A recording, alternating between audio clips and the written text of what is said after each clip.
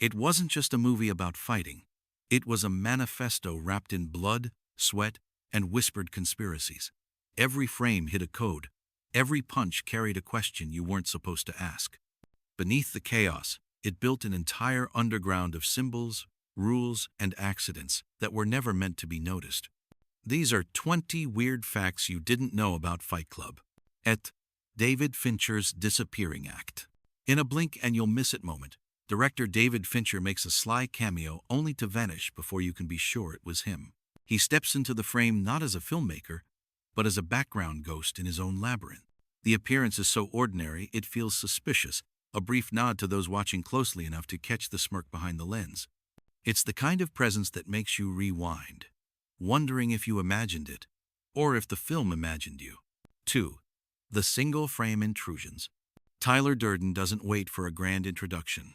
Before his official entrance, his image flashes into the film for a single frame too quick for the eye, but not for the subconscious. These subliminal intrusions are scattered like breadcrumbs in the first act, making Tyler a phantom who haunts the story before he even exists.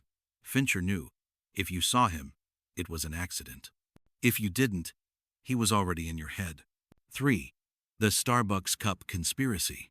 Every single scene, yes, every one contains a Starbucks cup. Sometimes it's on a desk, sometimes in a corner, sometimes half crushed in the gutter. Fincher claimed it was a playful jab at corporate omnipresence, but its consistency borders on obsession.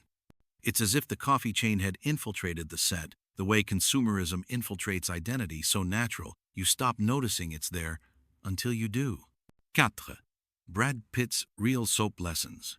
For a role built on chaos, Pitt took a strangely domestic detour, learning the art of soap, making from scratch. He burned, boiled, and stirred his way through real batches, often reeking of lye by the end of the day. The lesson wasn't just about accuracy, it was about embodying Tyler's resourcefulness, his comfort with danger. By the time cameras rolled, Pitt could have sold his own line of artisanal destruction. 5. A smile with broken teeth. Pitt's jagged grin in Fight Club wasn't movie magic, it was dental reality. At his own request, he had his front tooth chipped by a dentist before filming. No prosthetics, no CGI, just a permanent imperfection worn like a badge. The studio hated it. Pitt loved it. And in every close-up, that fracture became its own character. A reminder that Tyler Durden wasn't designed to be pretty, he was designed to be unforgettable. 6. The first punch was real. When Tyler tells the narrator to hit him, the script didn't demand accuracy, Fincher did. He quietly told Edward Norton to throw a genuine punch at Brad Pitt. The result was a startled laugh from Pitt, followed by a bruised shoulder and a scene that crackles with authenticity. That unscripted blow became the heartbeat of their chaotic friendship, and it stayed in the final cut, unpolished, unforgiving. 7. Chaos without choreography. The first fight scene wasn't meticulously planned, it was barely planned at all. Fincher gave the actors vague directions, then rolled the camera to capture whatever erupted. The result was clumsy, brutal, and strangely intimate. Limbs tangled, punches missed, but the energy was raw. This wasn't Hollywood violence. It was two men testing the limits of pain and permission. Oshim. Tyler's hands don't match his words. Watch closely during certain scenes, Tyler's hand gestures drift out of sync with his dialogue. Sometimes they're a half-second early, sometimes a beat late. It's subtle enough to miss, but unsettling when you catch it. It's a visual glitch in a human matrix. A reminder that Tyler might not be fully real. 9. The leather jacket's second life. Tyler's iconic red leather jacket didn't come straight from a costume rack. It was found, aged, and distressed until it looked like it had survived bar fights, rainstorms, and bad decisions. The jacket's history wasn't written, it was manufactured by destruction. Every scratch and crease told a story that never made it into the script, but lived in the fabric. 10. The book's darker ending. Chuck Palahniuk's novel doesn't end with buildings collapsing in a symphony of destruction. In the book, the narrator wakes up in a psychiatric hospital, believing he's in heaven. Tyler is gone, or maybe not. The ambiguity lingers, leaving the story suspended between recovery and relapse. Hollywood's ending traded quiet madness for cinematic chaos. but the shadow of the book's finale still haunts the film. Elivie, Marla Singer's real-life muse. Helena Bonham Carter shaped Marla into a chain-smoking apparition, but the character's roots ran deeper. Palahniuk admitted Marla was inspired by a real woman. He once met someone who moved through rooms like she didn't belong anywhere, yet refused to leave. Carter amplified that loneliness with smeared lipstick, second-hand dresses, and a voice that slithered through the smoke. Marla wasn't a side character. She was the mirror both Tyler and the narrator avoided. 12. The No Girls Rule. On set, there was an unofficial no girls allowed vibe during the fight scenes.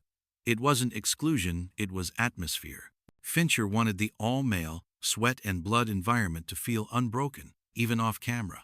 Women in the crew noticed, joked about it, and sometimes snuck in anyway.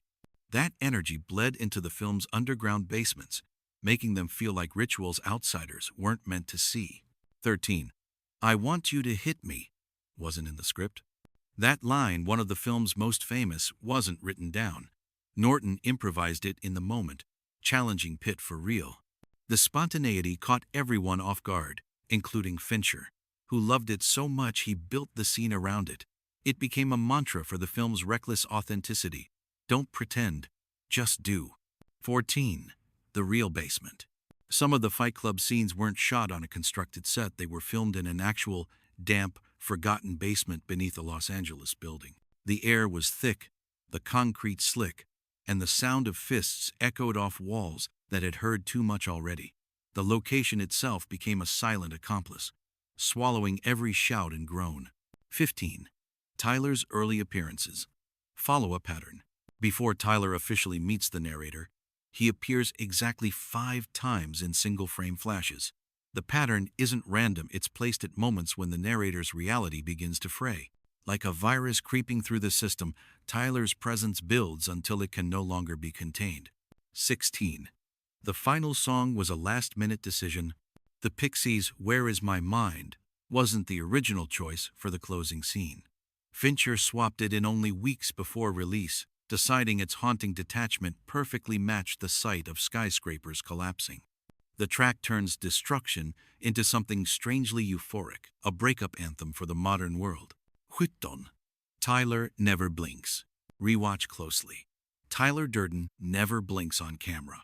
Fincher directed Pitt to hold his gaze unnaturally, even in moments when a blink would be instinctive. It's a subtle but unnerving detail, giving Tyler the predatory focus of someone who's more idea than man. 18. The phone call that changes everything. When the narrator calls Marla from the payphone, there's a brief shot showing no incoming calls allowed. It's a background detail most viewers miss, but it confirms Tyler couldn't have been on the other end unless reality had already fractured. 19. A frame of pure static. Right before the final explosion, Fincher slips in a single frame of adult content mirroring Tyler's prankster job as a projectionist. It's gone in an instant, but the jolt is enough to leave viewers unsettled, even if they can't say why. 20. The film almost had a different name. During production, there was brief talk of renaming Fight Club to something less aggressive, fearing audiences wouldn't understand. It wasn't just about violence.